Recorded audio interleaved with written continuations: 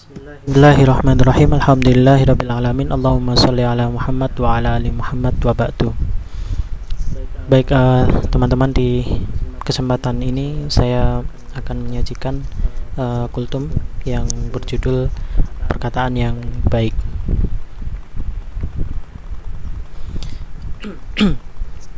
Yang pertama, dalilnya ada di surat Al-Baqarah ayat 83. A'udzubillahi minasyaitonirrajim. Allah Ta'ala berkalam, wa qulu linnasi husna, artinya dan berkatalah kepada manusia dengan perkataan yang baik-baik. Kemudian yang kedua ada di surat Al-Isra ayat 53.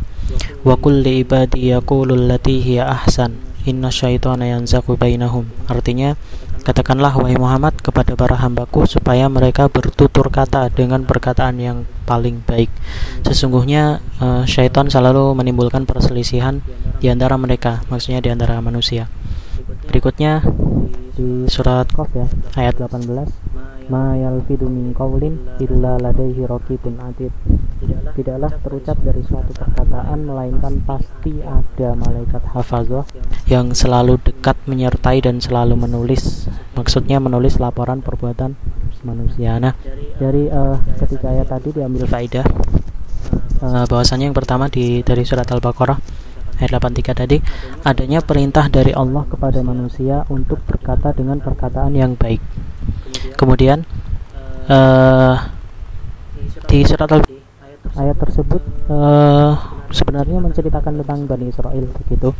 Jadi yang diajak bicara itu sebenarnya Bani Israel, tapi dalam suatu kaidah disebutkan bahwasanya al-ibrah bi umumillah bila bi khususi sabab. Ibrah dari ayat itu ditujukan juga kepada umat Nabi Muhammad SAW. Jadi perintah untuk berkata yang baik itu juga ditujukan kepada kita sebagai pribadi muslim. Kemudian di surat Al-Isra ayat 65, perintah untuk berkata dengan perkataan yang paling baik ya.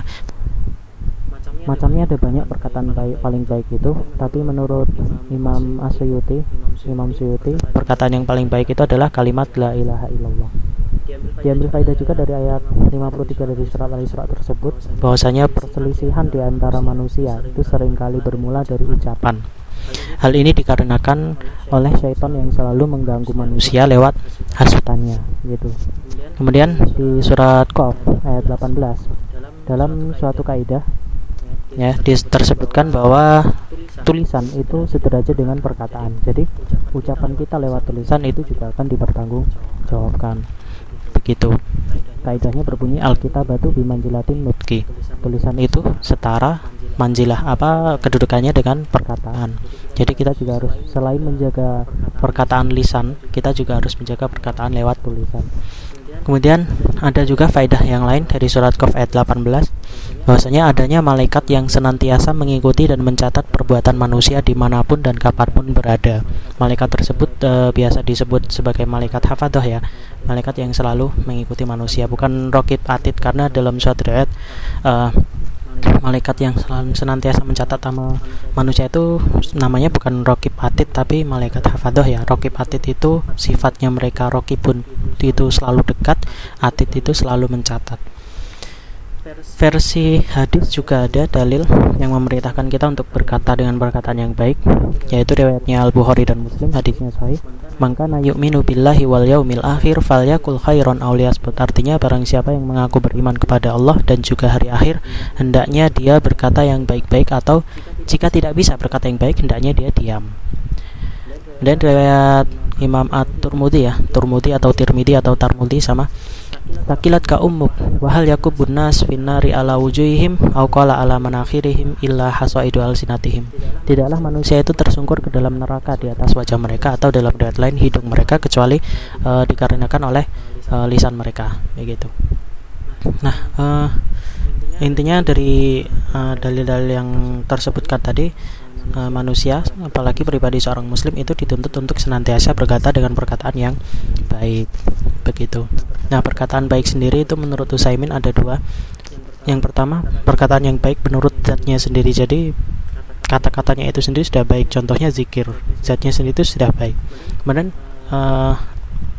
Yang kedua, perkataan yang disebut perkataan baik itu adalah perkataan yang menimbulkan rasa senang atau ridho kepada orang lain. Contohnya kita berkata dengan sesuatu yang sopan begitu, kemudian buat orang lain senang. Nah, itu termasuk perkataan yang baik.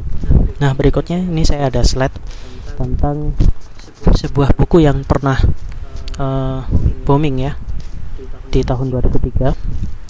Judulnya The Hidden Message in Water atau The Miracle of Water atau Mukjizat Air. Versi judulnya ada banyak tergantung bahasanya. Penulisnya adalah Profesor Masaru Emoto. Nah, ini ya, The True Power of Water.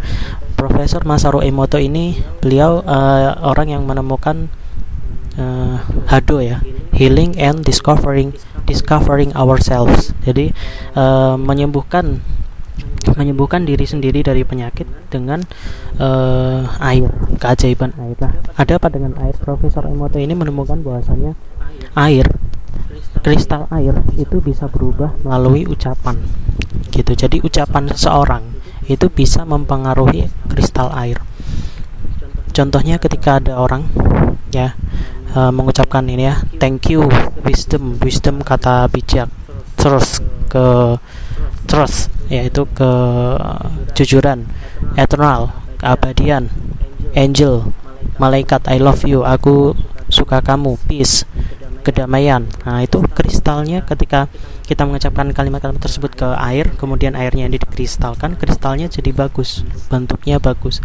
Beda halnya dengan orang ketika mengucapkan kata-kata buruk ke dalam air ya. Jadi didekatkan air, terus dia mengatakan you fool, kamu bodoh, you make me sick, kamu membuatku sakit, evil, setan, terus dan lain-lain ya. Ada I will kill you, aku akan membunuhmu. Nah, perkataan-perkataan buruk tersebut mempengaruhi kristal air ini. Ketika air ini yang sudah diucapkan kata-kata jelek itu kemudian dikristalkan, maka kristalnya jadi jelek seperti yang terlihat di gambar ini. Warnanya jadi hitam, kemudian tidak beraturan dan tidak berbentuk bagus begitu.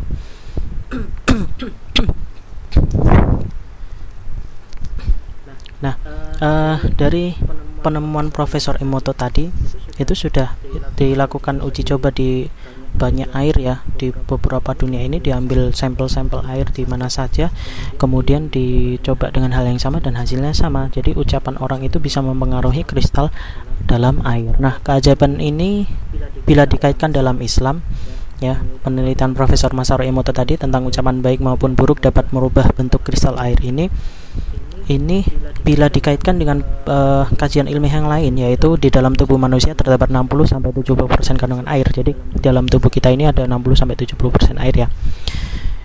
Ini dikaitkan dengan hadis Nabi yang sesungguhnya dalam tubuh manusia itu ada gumpalan daging. Jika gumpalan tersebut baik, maka seluruh tubuh akan baik. Begitu pula sebaliknya, jika buruk, seluruh tubuh akan buruk. Gumpalan tersebut adalah hati. Jadi kalau ada orang senantiasa berkata yang buruk, maka itu akan berimbas ke airnya yang ada dalam tubuhnya dia. Kristalnya semua akan jelek. Nah, begitu jelek, hatinya juga jelek, maka perbuatan-perbuatannya juga akan jelek. Baik, saya kira cukup sekian. Aku qauli hadza, astaghfirullah li wa lakum. Assalamualaikum warahmatullahi wabarakatuh.